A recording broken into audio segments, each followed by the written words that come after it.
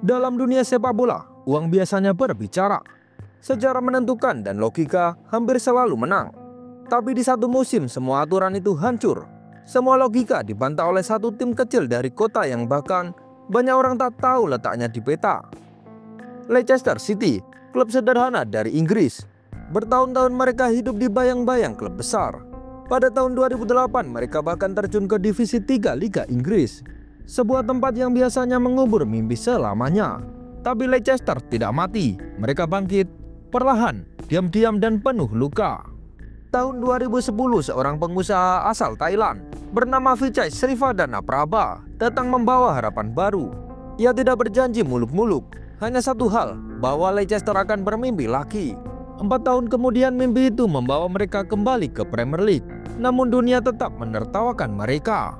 Musim 2014-2015 mereka nyaris terdegradasi lagi. Bulan April mereka di dasar klasemen, namun ajaibnya dari posisi paling gelap mereka selamat. Dan musim berikutnya keajaiban itu berubah menjadi legenda.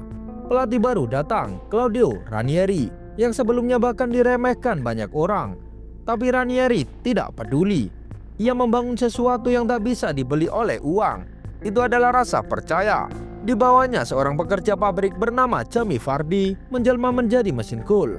Seorang pemain tak dikenal dari Prancis bernama N'Golo Kante jadi mesin utama tim. Dan si penari bola Riyad Mahrez yang datang dari Liga 2 Prancis. Mereka bukan bintang, mereka bukan pilihan, tapi mereka punya sesuatu yang lebih berbahaya. Keberanian untuk melawan takdir. Dan apa yang terjadi selanjutnya bukan sekedar kemenangan, tapi sebuah keajaiban yang membuat dunia sepak bola terdiam. Sebelum kisah ini dimulai, selamat datang di Bola Story. Di sini kita akan berputar ke masa lalu, di mana legenda dan keajaiban sepak bola bangkit kembali dalam satu cerita. Inilah kisah dongeng Leicester City, dari nol menjadi legenda. Pada tahun 2010, pengusaha asal Thailand, Vichai Srivadhana Prabha resmi mengambil alih Leicester City dari Milan Mandarik. Ia tak hanya membeli klub itu, tapi juga melunasi semua hutang dan membangun fondasi baru dari infrastruktur hingga skuad. Sebuah babak baru pun dimulai. Leicester saat itu masih di Championship, berjuang di papan tengah. Vichai menunjuk Steven-Goran Eriksson sebagai pelatih dan memberi dana besar untuk membangun tim, berharap membawa Leicester kembali ke Premier League. Namun hasil tak sesuai harapan.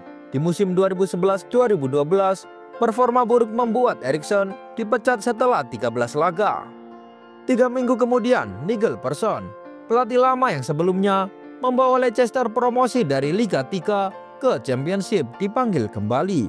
Dari titik itulah dongeng Leicester City mulai ditulis ulang. Penampilan Nigel Pearson yang tegas dan sikapnya yang kaku di depan media membuatnya tampak seperti seorang perwira militer. Pearson bukan tipe pelatih yang suka basa-basi. Dia keras, disiplin, dan tidak punya waktu untuk bermain-main dengan pers. Namun di balik sikap keras itu, Nigel Pearson justru dikenal sebagai sosok ayah bagi para pemainnya dan sahabat penuh humor bagi staf di klub. Ia tahu kapan harus tegas dan kapan harus jadi pendengar yang baik. Dan justru karena keseimbangan itulah para pemain sangat menghormatinya. Selain Nigel Pearson, ada satu nama lagi yang sangat penting dalam kisah keajaiban Leicester City. Itu adalah Steve Walsh, kepala pencari bakat dengan latar belakang sederhana, yang seringkali luput dari perhatian publik. Steve Walsh memulai karirnya sebagai guru olahraga. Namun kecintaannya pada sepak bola membawanya masuk ke dunia scouting. Dunia di mana ketajaman mata dan insting menjadi segalanya. Ia dikenal karena kemampuannya menemukan permata tersembunyi jauh sebelum orang lain menyadarinya. Steve Walsh pertama kali bekerja untuk Chelsea pada tahun 1990-an, di mana tugasnya adalah menganalisis tim lawan dan membuat laporan taktik. Salah satu hasil kerjanya yang paling bersejarah adalah ketika ia menemukan bakat dari Didier Drogba, yang kemudian dibawa ke Stamford Bridge saat Jose Mourinho datang di tahun 2004. Bagi Nigel Pearson, pekerjaan ini butuh waktu dan kesabaran. Tapi ia tidak sendiri. Ia punya Steve Walsh di sisinya, orang yang ia percayai sepenuhnya untuk menyusun skuad. Jadi ketika Steve Walsh datang dan merekomendasikan seorang striker dari klub kecil bernama Fleetwood Town, Nigel Pearson tidak banyak bertanya. Nama pemain itu adalah Jamie Vardy. Vardy menjadi pemain pertama dalam sejarah sepak bola Inggris yang dibeli seharga 1 juta pound sterling dari klub non-liga ke klub profesional. Langkah berani yang kemudian terbukti menjadi sejarah. Musim 2012-2013, Leicester memulai dengan baik. Namun menjelang akhir musim performa mereka menurun drastis. Mereka bahkan hanya meraih 6 kemenangan dari 16 pertandingan. Untuk memperkuat lini depan, Leicester City meminjam penyerang berusia 19 tahun dari Tottenham, itu adalah Harry Kane. Tapi kehadirannya belum mampu menghentikan kemerosotan tim. Leicester City finish di posisi ke-6 klasemen Championship dan lolos ke babak playoff. Mereka bahkan menang pada leg pertama melawan Watford di kandang sendiri. Namun di leg kedua, mimpi itu berubah menjadi mimpi buruk. Gol menit akhir dari lawan setelah penalti dari Leicester gagal menjadi salah satu momen paling dramatis dalam sejarah playoff. Manajer Watford, Gianfranco Zola, bahkan menyebutnya sebagai momen yang tak mungkin diulang lagi. Sementara banyak orang di Leicester hanya bisa pasrah. Namun kegagalan itu justru menjadi titik balik. Musim berikutnya, Leicester City kembali dengan semangat dan visi yang lebih kuat. Nigel Pearson menanamkan kepercayaan diri pada timnya, dan mereka membangun momentum sejak awal musim 2013-2014. Dan dari sanalah perlahan tapi pasti, fondasi keajaiban Leicester City mulai terbentuk. Pada Januari 2014, Leicester City melakukan salah satu pembelian paling cerdas dalam sejarah klub. Mereka mendatangkan Riyad Mahrez dari klub kasta kedua Liga Prancis, Le Havre. Lucunya, Riyad Mahrez saat itu tak tahu di mana Leicester berada, bahkan sempat mengira itu klub rugby. Namun Steve Walsh meyakinkannya dan mendesak direksi klub untuk segera bergerak. Leicester akhirnya menembus Riyad Mahrez hanya dengan 450.000 euro. Mungkin salah satu investasi terbaik dalam sejarah Premier League. Meski awalnya kesulitan beradaptasi karena perbedaan bahasa dan gaya bermain yang lebih keras di Inggris, Riyad Mahrez bertahan berkat bimbingan dan perlindungan Nigel Pearson. Selain Mahrez, Leicester juga mendatangkan Kevin Phillips, striker veteran berusia hampir 40 tahun dari Crystal Palace. Meski sudah tidak muda lagi, Kevin Phillips membantu meningkatkan kemampuan finishing Jamie Vardy yang kala itu mencari bentuk terbaiknya. Leicester tampil luar biasa sepanjang musim 2013-2014. Dari Desember hingga April, mereka tidak terkalahkan di Championship. Hasilnya luar biasa. Leicester mengumpulkan lebih dari 100 poin, menjuarai Championship, dan kembali ke Premier League setelah absen 10 tahun. Nigel Pearson dinobatkan sebagai Championship Manager of the Year. Sementara Kasper Schmeichel, Wes Morgan, dan Danny Drinkwater masuk dalam PFA Team of the Year. Menjelang musim 2014-2015, kontrak Nigel Pearson dan Jamie Vardy diperpanjang. Leicester lalu merekrut sejumlah pemain baru. Mark Albrighton dari Aston Villa, Leonardo Ulau dari Brighton, Esteban Cambiaso mantan bintang Inter Milan, dan Danny Simpson dari QPR. Kehadiran Cambiaso awalnya dianggap hanya gimmick promosi, namun sang pemain asal Argentina segera membuktikan kualitasnya. Ia menjadi panutan di lapangan dan dihormati karena profesionalismenya. Meski begitu, di ruang ganti sempat muncul ketegangan. Beberapa pemain termasuk Jamie Vardy merasa Cambiaso kadang terlalu dominan. Bahkan sering mengadakan rapat taktik dadakan usai makan malam tanpa sepengetahuan staf pelatih. Meski sempat ada ketegangan, Nigel Pearson dan stafnya mampu mengendalikannya. 5 laga pertama di Premier League berjalan cukup baik. Hanya sekali kalah, 2 kali imbang, dan 2 kali menang. Namun laga yang paling diingat tentu kemenangan 5-3 atas Manchester United di King Power Stadium. Itu menjadi kemenangan comeback pertama atas MU di era Premier League setelah tertinggal 2 gol. Sayangnya setelah euforia itu, performa tim menurun tajam.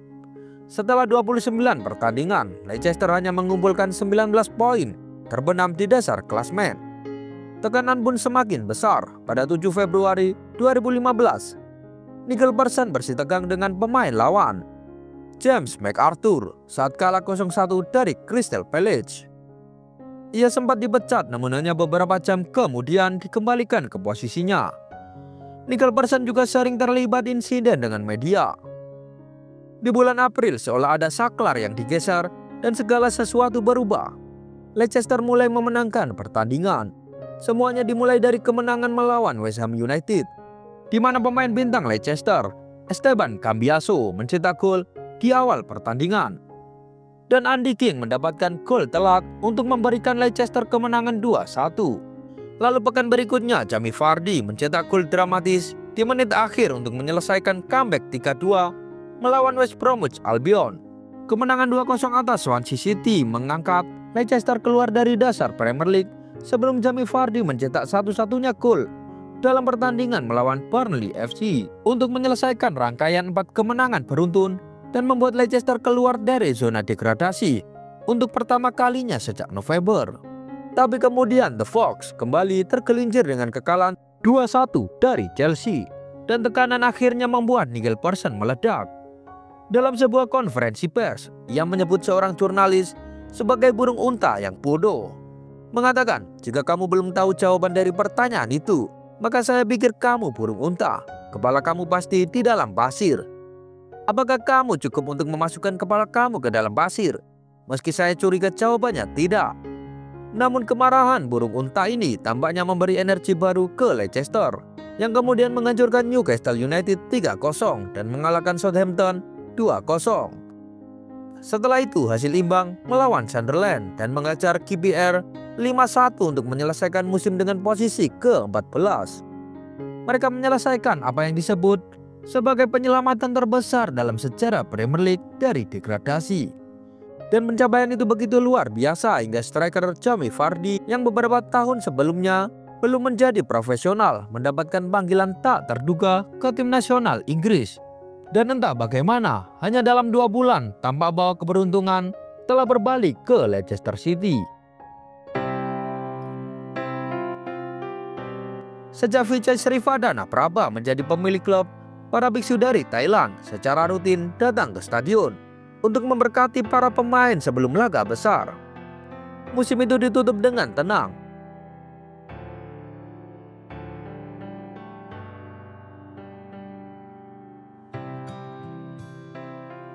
Namun bencana datang pada Juni 2015. 3 pemain muda Leicester, termasuk putra dari Nicholson, terlibat skandal video berbau rasisme saat tur ke Thailand. Akibatnya Nicholson dipecat. Bagi fans Leicester, keputusan itu sangat menyakitkan. Nicholson adalah orang yang membawa klub ini dari Liga 3 ke Championship, lalu ke Premier League, bahkan menyelamatkannya dari degradasi. Legenda klub Gary Lineker juga sangat kecewa dengan keputusan itu. Banyak yang sepakat sepak bola kadang memukau bukan karena keajaibannya, tapi karena kebodohan yang diciptakannya sendiri. Dan inilah ketika mereka mengambil keputusan terbesar dalam sejarah klub mereka. Kecuali pada waktu itu, tak ada seorang pun yang akan berpikir bahwa itulah keputusan yang benar. Setelah Nicholson pergi, asistennya mengambil alih sementara. Klub sempat belum punya kandidat pasti, meski beberapa nama sempat dikaitkan. Martin O'Neill, Gus Hiddink, hingga Peter Schmeichel. Namun pada 13 Juli 2015, Leicester secara resmi menunjuk Claudio Ranieri yang berusia 63 tahun sebagai manajer baru. Mereka memutuskan untuk memakai pelatih kepala yang presentase kemenangannya di pekerjaan sebelumnya adalah yang paling rendah dari semua pelatih sebelumnya. Itu adalah 0% kemenangan. Mereka memilih pelatih kepala yang dipecat oleh tim nasional Yunani setelah kalah dalam keempat pertandingan yang dipimpinnya, termasuk kekalahan 1-0 dari Kepulauan Faroe yang disebut The Guardian sebagai kejutan terbesar yang pernah ada karena populasi dari Kepulauan Faroe yang hampir bisa muat di stadion Leicester berada 169 peringkat di bawah Yunani di peringkat FIFA. Dan juga Claudio Ranieri belum pernah memenangkan liga meskipun pernah melatih klub besar seperti Juventus, Inter Milan, dan Atletico Madrid. Di Inggris ia dikenal saat masa di Chelsea, di mana ia mendapatkan julukan The Tinkerman karena sering mengganti taktik dan susunan pemain. Meskipun sempat melatih tim-tim besar, dalam 30 tahun karirnya, The Tinkerman hanya memenangkan 2 trofi besar, Coppa Italia bersama Fiorentina dan Copa del Rey bersama Valencia, keduanya pada era 90-an. Bagi banyak orang, keputusan Leicester menunjuknya terasa aneh, bahkan seperti perjudian.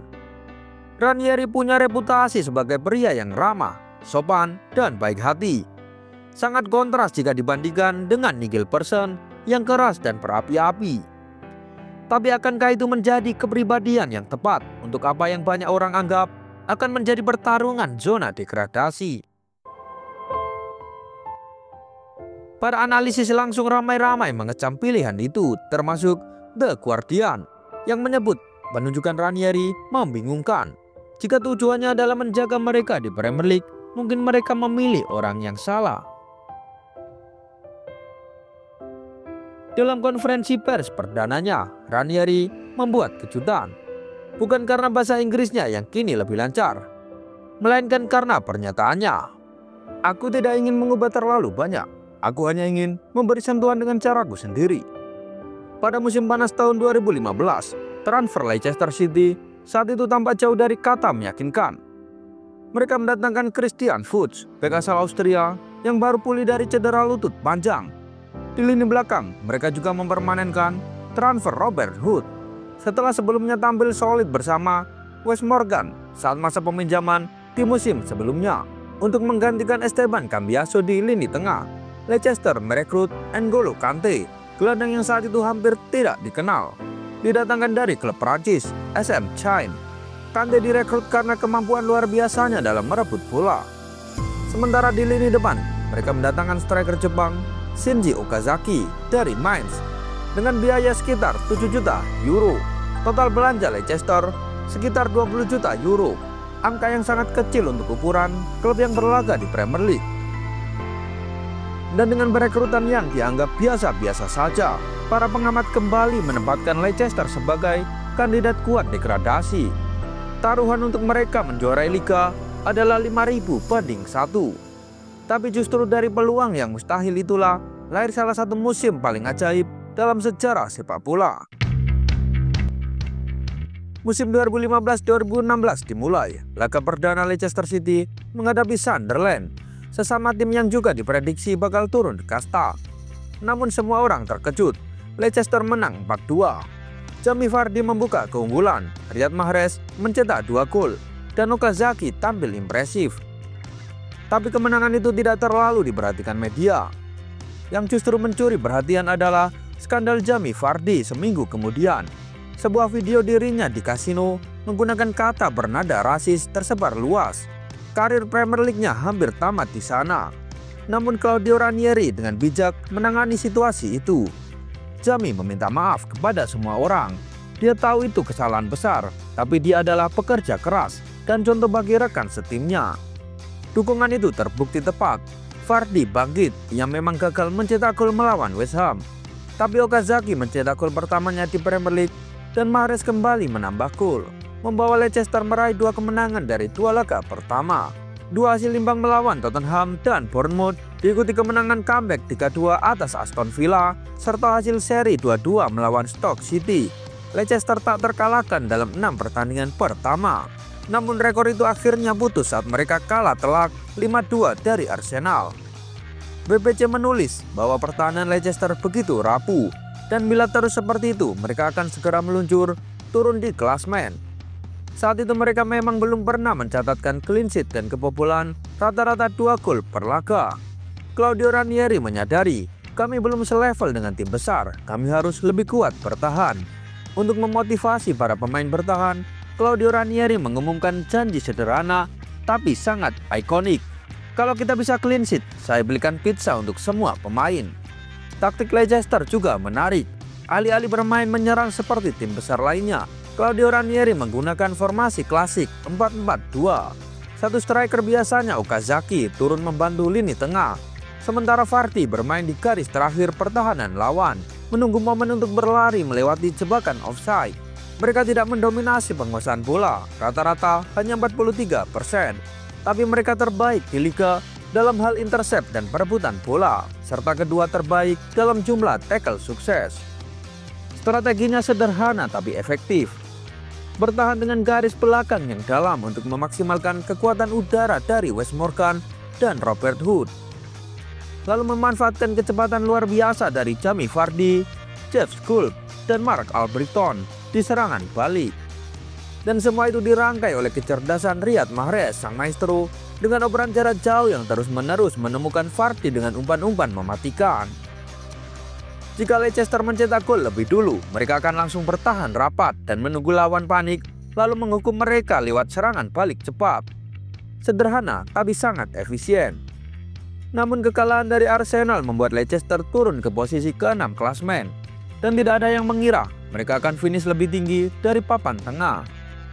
Tidak ada yang menyangka apa yang akan terjadi setelahnya, sebab di laga melawan Arsenal itu, Jamie Vardy mencetak 2 gol. Artinya ia sudah mencetak gol dalam 4 laga beruntun. Dan meskipun sempat patah pergelangan tangan, Jamie Vardy tetap bermain, bahkan mencetak gol penalti ke gawang Norwich City di laga berikutnya. 2 gol lagi melawan Southampton membuatnya memiliki 9 gol dalam 9 pertandingan. Ia lalu memperpanjang rekor dengan mencetak satu-satunya gol dalam kemenangan 1-0 atas Crystal Palace. Dan pada laga itu Leicester akhirnya mencatatkan clean sheet pertamanya musim ini. Claudio Ranieri pun menepati janji, pizza gratis untuk seluruh tim. Dengan 7 pertandingan beruntun selalu mencetak gol, Jamie Vardy mulai mencuri perhatian publik sepak bola Inggris. Namun saat melawan West Brom, ia sempat cedera dan tampak akan gagal melanjutkan rekor itu. Tapi setelah perawatan singkat, ia kembali masuk dan mencetak gol lagi. Jamie Vardy lalu kembali mencetak gol penalti ke gawang Watford dan membuka skor dalam kemenangan 3-0 atas Newcastle. Gol itu berarti satu hal luar biasa. Jamie Vardy telah mencetak gol dalam 10 pertandingan beruntun, menyamai rekor legenda Manchester United, Ruud van Nistelrooy. Dan tentu saja laga berikutnya Leicester menghadapi Manchester United. Jamie Vardy pun mengenakan sepatu emas di pertandingan itu. Dan pada menit ke-24, Jamie Vardy melepaskan tembakan mendatar melewati David De Gea. Dan akhirnya gol. Rekor Van Nistelrooy resmi dipecahkan. Ia merayakannya dengan menuju ke arah fans United sambil berteriak, "Rekornya sekarang milikku." Namun Ranieri tetap merendah. "Prioritas utama kami adalah mencapai 40 poin. Itu target kami agar tetap bertahan di Premier League." Di saat semua sorotan tertuju pada Vardy, Riyad Mahrez diam-diam sudah mengoleksi 7 gol dan 5 assist. 2 pemain ini menjadi duet paling mematikan di Premier League. Rekor Vardy akhirnya terhenti saat ia gagal mencetak gol melawan Swansea. Tapi Leicester tak perlu khawatir sebab Mahrez mengambil alih panggung mencetak hat-trick dalam laga itu. Total 10 gol dalam 14 pertandingan. Kini seluruh dunia mulai benar-benar memperhatikan Leicester City. Tapi satu pertanyaan terus menggema. Sampai kapan keajaiban ini bisa bertahan? Leicester memenangkan 2 laga berikutnya melawan Chelsea dan Everton, sebelum akhirnya kalah 1-0 dari Liverpool di Boxing Day, membuat mereka kembali turun ke posisi kedua klasemen.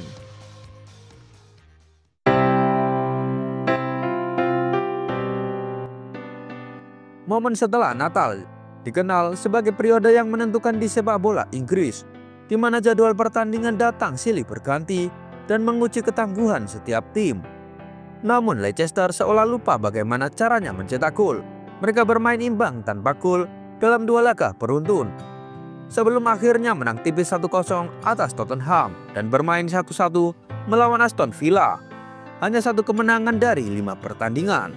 Saat itu banyak yang mulai yakin kalau dongeng Leicester akan segera berakhir.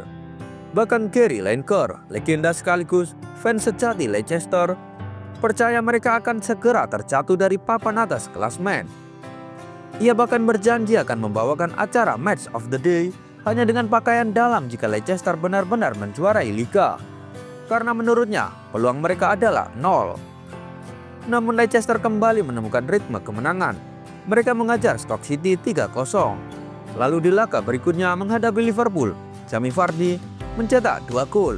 Salah satunya menjadi gol paling ikonik dan terbaik pada musim itu.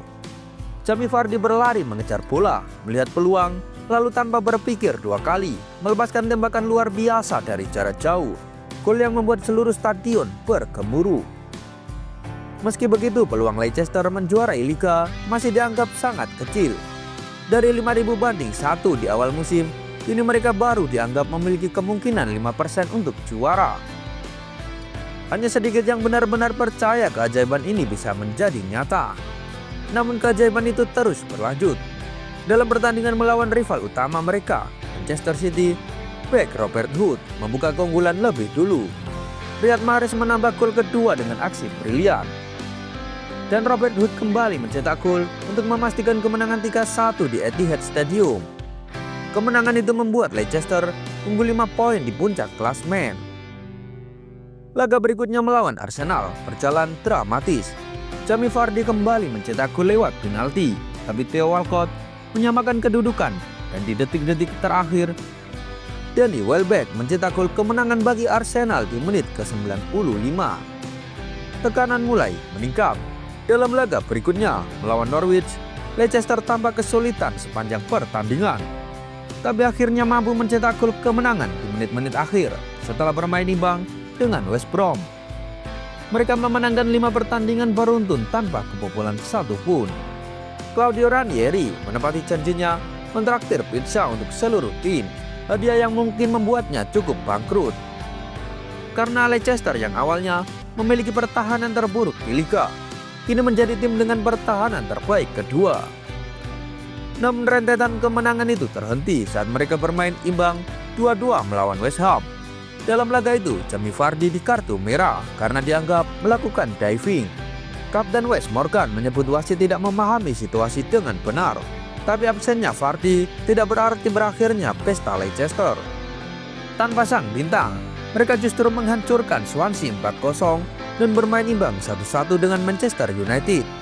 Dengan Morgan mencetak gol penyama kedudukan. Dan kini panggung sejarah sudah menanti. Leicester tinggal selangkah lagi dari keajaiban. Hanya butuh 1 kemenangan lagi, atau Tottenham kehilangan poin, maka gelar juara akan jadi milik mereka. Jamie Vardy pun mengundang semua pemain ke rumahnya untuk menonton pertandingan Tottenham melawan Chelsea bersama-sama. Dan malam itu, Eden Hazard tampil gemilang, menggagalkan harapan Tottenham Hotspur dan memberikan gelar juara Premier League kepada Leicester City. Ya, kau tidak salah dengar. Leicester City resmi menjadi juara Liga Inggris dengan salah satu anggaran gaji terendah di Liga, pengeluaran minim di bursa transfer, dan prediksi awal sebagai calon degradasi. Mereka menantang logika dan mengalahkan semua raksasa sepak bola Inggris. Mereka menutup musim dengan hanya 3 kekalahan. Jamie Vardy mencetak 24 gol dan menjelma menjadi salah satu penyerang paling berbahaya di Inggris. Riyad Mahrez mencetak 17 gol dan dinobatkan sebagai pemain terbaik Premier League.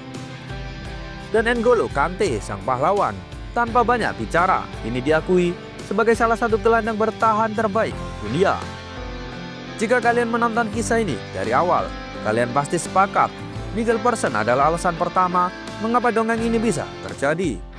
Dialah yang membangun fondasi, membentuk tim solid yang membawa Leicester promosi ke Premier League, serta menanamkan mental petarung yang menjadi identitas klub itu. Alasan kedua tentu saja adalah Steve Walsh, sang kepala pencari bakat yang jarang mendapat sorotan. Pria sederhana ini berkelana dari satu stadion ke stadion lain, menemukan pemain-pemain yang diremehkan klub besar, dan menyatukan mereka menjadi potongan puzzle yang sempurna. Kemudian datanglah Claudio Ranieri, sang Tinkerman, alasan ketiga di balik keajaiban ini. Begitu tiba di Leicester, ia langsung mengubah sistem 3 back yang digunakan Pearson menjadi formasi 4-4-2 klasik. Formasi sederhana tapi mematikan. Leicester menjadi juara Liga dengan penguasaan bola terendah, namun serangan balik mereka efisien, cepat, dan kejam. Dan alasan keempat tentu saja adalah para pemain di lapangan. Namun keberhasilan itu membuat para pemain bintang mereka dilirik klub besar. Chelsea membayar 32 juta euro untuk mendatangkan N'Golo Kante, jumlah yang bahkan lebih besar dari total belanja Leicester musim sebelumnya. Arsenal mencoba merekrut Jamie Vardy, tapi sang striker memilih setia. Thierry Lineker pun menepati janjinya membawakan Match of the Day hanya dengan pakaian dalam. Sayangnya, musim berikutnya tidak berjalan semanis dongeng itu. Dengan anggaran yang kecil, performa Leicester menurun drastis hingga sempat terdampar di posisi ke-17. Akhirnya Claudio Ranieri harus dipecat. Meski begitu, Leicester berhasil menutup musim di posisi ke-12. Dengan satu sorotan besar, perjalanan luar biasa mereka di Liga Champions. Leicester menjadi juara grup yang berisi Porto, Copenhagen, dan klub Brugge. Lalu menyingkirkan Sevilla di babak 16 besar, menjadikan mereka satu-satunya wakil Inggris yang mencapai perempat final musim itu. Namun perjalanan mereka terhenti setelah kalah 1-0 dari Atletico Madrid di leg pertama dan hanya bermain imbang 1-1 di leg kedua. Dengan Vardy mencetak satu-satunya gol Leicester. Musim-musim berikutnya para pemain melawan dongeng itu berpisah jalan. Danny Drinkwater bergabung dengan Kante di Chelsea, namun lebih banyak duduk di bangku cadangan. Riyad Mahrez pindah ke Manchester City dengan mahar 60 juta euro. Wes Morgan pensiun pada tahun 2021, sementara Jamie Vardy tetap setia hingga 2025, bahkan membawa Leicester menjuarai Piala FA sebelum klub itu kembali jatuh bangun antara promosi dan degradasi. Tampaknya dongeng itu memang sulit terulang. Kadang dunia sepak bola terasa tak adil.